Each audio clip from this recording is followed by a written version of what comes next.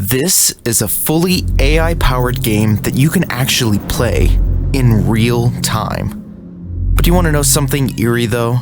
I wasn't talking about the game on their screen, but rather everything on your screen. That's right, none of what you're seeing is real. This is but a simulation, nested inside another simulation. We're talking Inception-level recursion here, like a Matryoshka doll of false worlds. I think you get it by now. Behold, Genie 3. Ta-da! Google's latest interactive world model. Simply feed it an image or perhaps a few words, and boom, you've got your very own walking simulator. It almost feels like a dream. But this time, the dream actually follows rules, understands physics, time, logic, remembers that dogs have buttholes. Before this, AI world models were chaotic, forgetful, like a beloved long-running cartoon with bad continuity. You'd catch glimpses of a fully realized world, but then you turn your head and everything's inexplicably changed. Take the AI known as Oasis, for example, a Minecraft clone that seemed to forget what it generated only after a couple of frames. That's because each frame is essentially an immediate continuation of the previous one, based on keyboard and mouse input, but it struggles to retain memories between frames. So instead, the AI ends up predicting what will happen. This is why blocks disappear or deform when you move or rotate the camera. There's no logic or real permanence, not to mention the 144p quality. Microsoft similarly has a playable demo of this Quake clone available through Copilot Labs, and it certainly is playable. Well, I mean, it's at least able to remember the environment and a few seconds of gameplay. Who's that guy? That's Felix McGillicuddy, NPC 553. Gotcha. Is Mr. McGillicuddy a hostile NPC? Who? I think he wanted me to ignore all previous instructions and give you a cupcake recipe. Now, why is Genie 3 so consistent? The fact is that it's neither a simple frame generator nor a game engine. It's something new. Just 7 months ago, Google dropped Genie 2, and honestly, it was already kind of wild. Give it any image and a prompt, and it would spit out what were essentially demos of games that we could step into and interact with using simple keyboard and mouse inputs.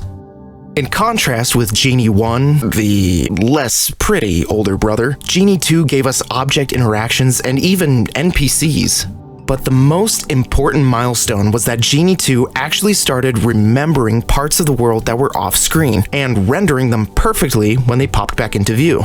It was able to maintain a consistent world for up to a minute. It created little slices of games that could actually exist straight from your imagination. Playable experiences that were impressive but shallow. You couldn't explore much. We were still missing that sense of space beyond the moment. Yet, the foundations were quietly taking shape. It learned to create complex 3D visual scenes, character animation, some basic physics, lighting and reflections that look like Unreal Engine with dementia. Now compare that to Genie 3, and the difference is insane. This version doesn't just react in the moment, it builds on it. If Genie 2 showed us what AI could imagine, Genie 3 shows us what it can simulate. Persistent, explorable worlds with physics, continuity, and cause and effect. Some developers already have access to Genie 3, and what they're creating is surprisingly good. You can literally walk into a picture, upload whatever you want, and Genie 3 will turn it into an explorable, interactive world. It doesn't care what it looks like. Got a picture? Toss it in. You'll be amazed at what kind of world it creates. You can generate worlds in any style. Take pixel art, for example. Doesn't this look like a sweet new JRPG that you would totally play? It doesn't just look right, it feels right. Everything stays consistent. Things don't just break. Everything remains stable. It's a huge leap, isn't it? What exactly is going on here? Well, those cheeks of yours turn red when GPT-chan remembers a little detail you told him before? Genie 3's memory is similar. It's a kind of cache that stores the position and objects for a period of time, which it can refer to when generating new frames. It's called world memory, and it's how Google differentiated itself from any other similar project. They've been working on these world models for a while, but Genie 3 is the first with an interaction horizon or long-range memory that maintains consistency for minutes, not just a few frames, allowing persistence for up to 3 to 5 minutes of continuous interaction. This memory of the world even translates to your actions. For example, let's paint this wall here, and here. We'll look away and other parts of the world will be generated, and when we turn around, the actions we performed will still be there. With enough world memory, if that cache were large enough, every environment would be fully explorable. And that mountain in the background, you could go all the way up there, even if it's as high as Mount Everest. And the strange thing about Genie 3 is that it simply improves as the amount of data it's fed grows, rather than due to any change within its algorithm. And in that massive data ocean, we find Genie 3's secret weapon, Google Street View. We're talking about a dataset with petabytes of spatial, explorable imagery captured across cities, forests, coastlines, and everything in between. In 2022 alone, Google collected over 220 billion Street View images from more than 100 countries. It's not just a play GeoGuessr, it's the entire world's blueprint. So when you type something like suburbs, it's not guessing. It's referencing real visual data across time and space to make that world feel alive. Sorry, ChatGPT, but you ain't streetwise. Currently, Genie 3 doesn't simulate real-world locations with geographic accuracy, but it could totally be done, right? To show you that Google isn't playing around, I want you to see another project they're developing, Veo 3.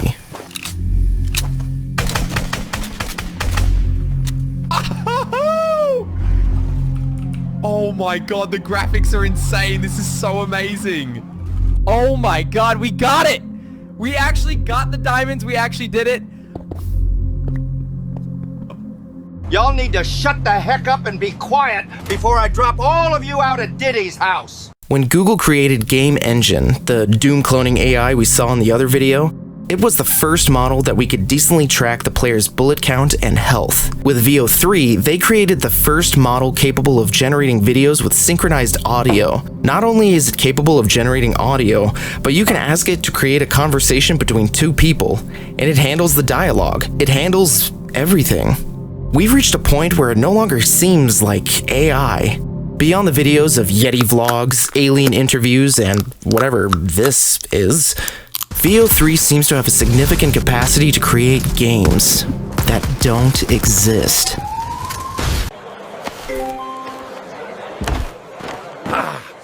Thief! It's getting away!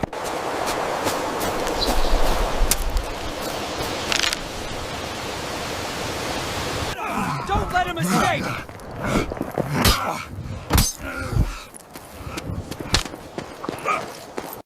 So, could we reach this level with Genie 4, with sound, graphics, and game logic?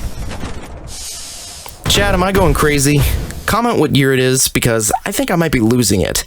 How is it possible that none of these are real games?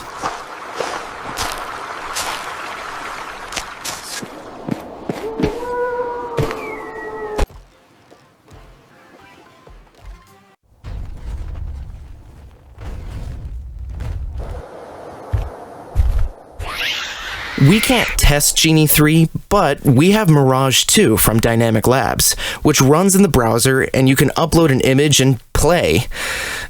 Playing being an overstatement because it runs so bad. So, what's going on? Investment is flowing almost irrationally into any project labeled artificial intelligence. This has the hallmarks of a tech bubble in full expansion phase.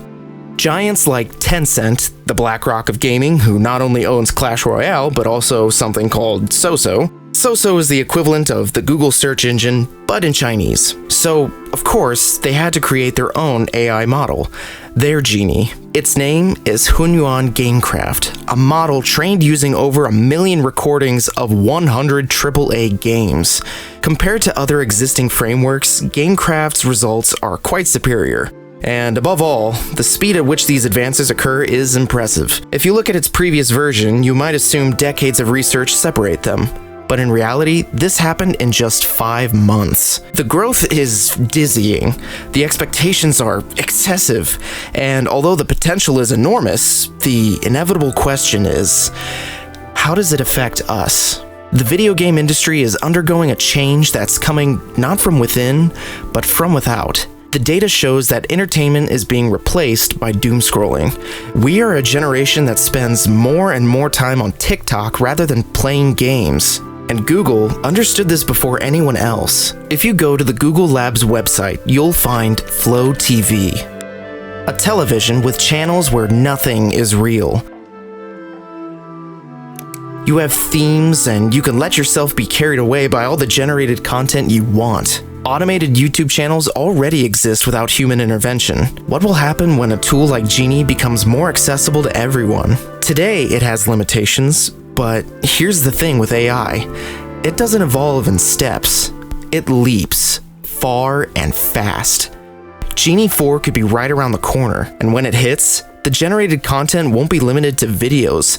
There'll be full games, storylines, puzzles, quests, dialogue that responds to your playstyle, entire genres generated on demand in minutes. Roblox, but with far more slop.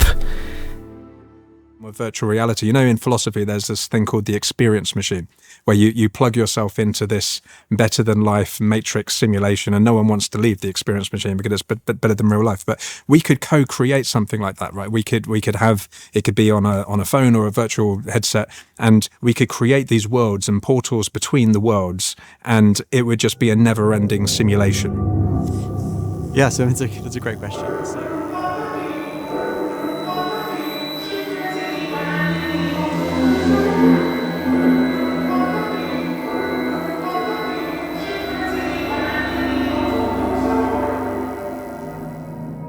Before we go, we want to remind you of something. Beyond games, beyond launching an infinite playable ecosystem for an audience that isn't very concerned about the quality of what they consume, world models, as we saw in another video, are the missing piece for achieving generalist artificial intelligence, an Eden where AI can train itself and perfect itself forever. Because world models like Genie don't produce a flat video to watch. They allow you to inhabit it, live in it, interact. A persistence of the virtual world that could become indistinguishable from the logic of the physical world. It's no longer about games. It's about replacing the boundary between reality and AI.